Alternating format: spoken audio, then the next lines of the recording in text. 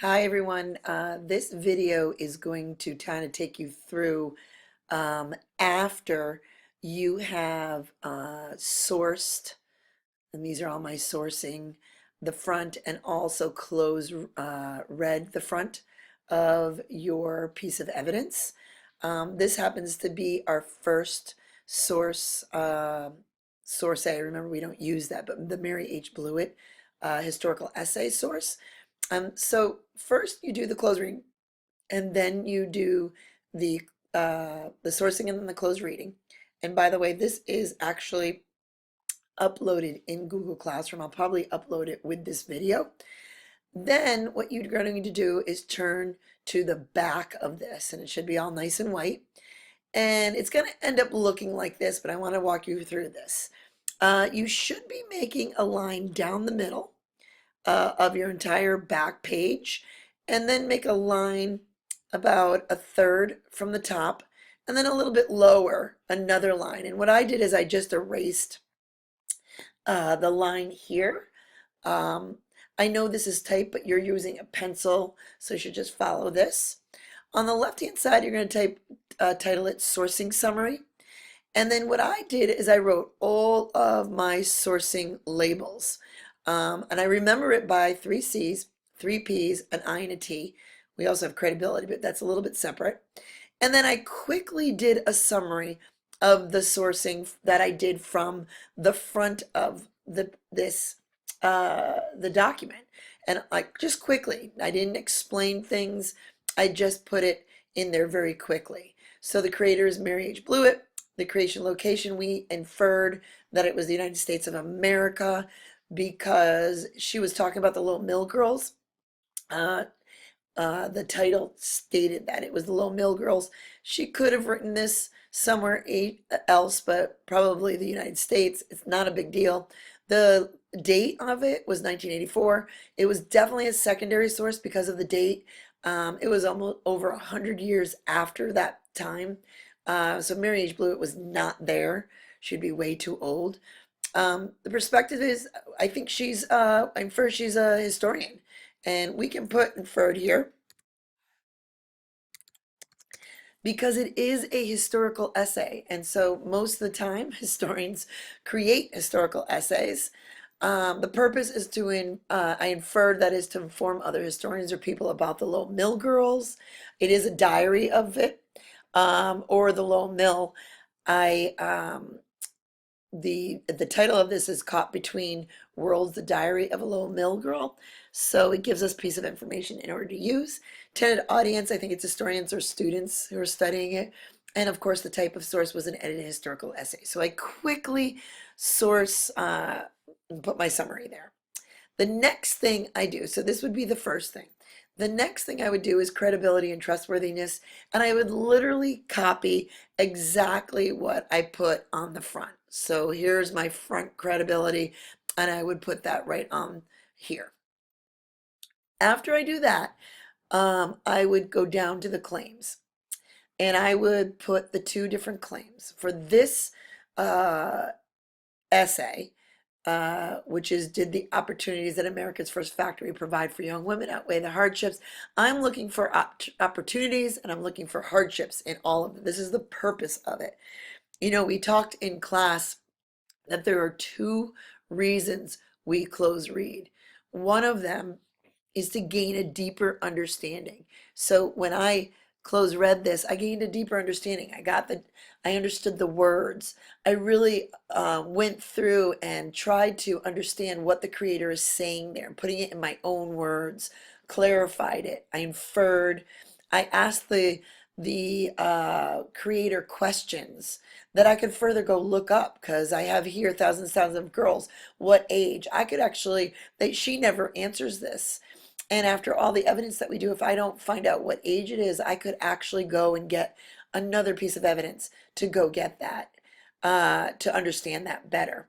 Reasons for them to leave, and I put this all here. So all of that, infer and predict and everything else, connecting it is all done first. And so that's the first thing you need to do it for. The second thing is it's done purposefully.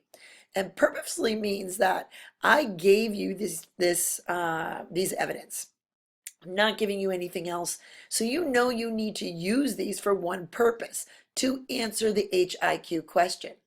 Okay, and so I am obviously going to be looking for two sides of this question, the two claims, and I'm going to look for evidence to support those claims. So one of them is opportunities, and one of them is hardships that the girls experienced. So I'm going to be looking for those, and then I'm going to see which one outweighs the other.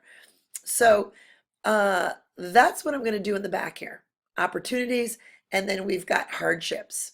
And what I'm going to do is I'm going to keep flipping back and forth. So I'm going to go to the front and I'm going to go, what were the opportunities? Did she actually give any evidence on that time period and the opportunities? And I found a couple of things. I found that they earned higher wages. And what you're going to do is you're going to highlight or underline that in the text, and you're going to put a line and put O number one, just O number one. And then you're going to flip it on the back and you're going to put O number one, higher wages. And you can even put then any other job they could get, because that's what she was claiming that they did. Another opportunity that I found is she talks a lot in the second paragraph about new social experiences. And she actually gives example of it down here. So most of that is that they gained new social experiences. So on the back, sorry, on the front, I would probably bracket this and put O number two. And then on the back of this, I would definitely put O number two, they gained new social experiences. If there's any other opportunities, I would write them there. If there's hardships, now it's your H number one. I'm going to go to the front, and I found maybe one that they made less than men did. Although they made more in any other job as an operative on the textile mills, they actually got paid less than other young men their age. So I'm going to write that down just to put that there. Um, then I'm going to look at this and then I'm going to go up to my closed reading summary. And this, I told students, I went over this on last class, that when we close read, when we do summaries, I only want the purposeful. Why? So the first sentence, you're going to introduce the source. Your second sentence and third sentence, you should discuss the creator's claim and main or big idea. So this is how I did it. I wrote first in my introduction, this source is a historical essay titled Caught Between Two Worlds. And I'm sorry, my thing is a little crazy here. Two Worlds, A Diary of a Low Mill Girl, and written by Mary H. Blewett in 1984. Introduction, introducing it. Then I said in her essay, she discusses the opportunities women had by working in the mills, like gaining new social experience and getting higher wages, and period. You could also put a third one. She also talks about one hardship or whatever. And you're going to close read summary. Every one of your evidence for your HIQ, DBQ, whatever should look like this. Because it will help you with your once you go to your pro-con chart, then all of it can be placed in here. So I put right here, claims that the opportunities America provide for you outweighed the hardships they experienced there because, and one of my reasons is that they had new social experiences, comma, and then I can do find other ones and get evidence for them.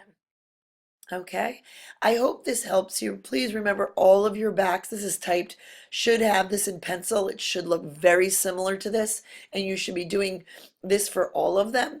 Make sure you label the O number ones and O number twos or whatever you have, and they should start fresh again. So when you do the next document, you should also have an O number one, and you should be a piece of evidence. You should have that in your evidence.